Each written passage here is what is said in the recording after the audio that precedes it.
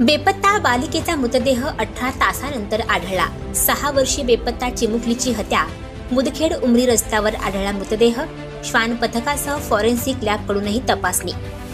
नांदेड जिल्ह्यातील मुदखेड तालुक्यातील रोही पिंपळगाव येथून रविवारी दुपारी 3 वाजताच्या सुमारास एक 6 वर्षीय चिमुकली बेपत्ता झाली होती। ती हरवल्याबाबतची नोंद पोलीस ठाण्यात करण्यात आली होती। ही चिमुकली कुठे सापडल्यास तिची माहिती कळविण्याचे आवाहन सोशल मीडियाच्या माध्यमातून करण्यात आले होते।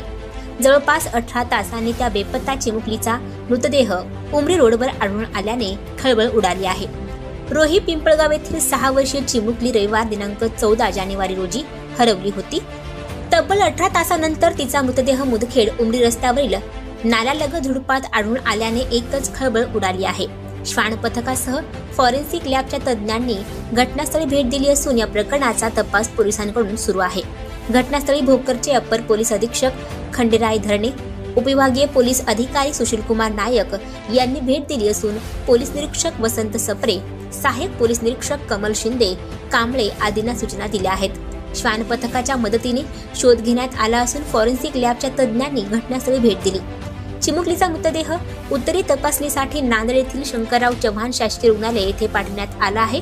रविवारी दुपारच्या सुमारास सदर 6 वर्षीय चिमुकली बोरं खाण्यासाठी म्हणून बाहेर पडली व त्याचवेळी दोघा जणांनी दुचाकीवरून तिला पळून नेले असल्याची चर्चा दिवसभर सुरू होती।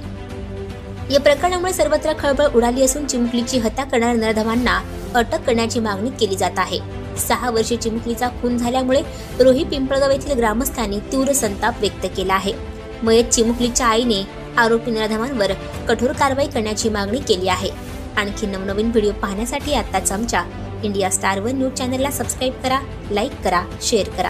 Bureau report, India star 1 news, Rohi Pimpalgaon, Mudkhed, Nanded.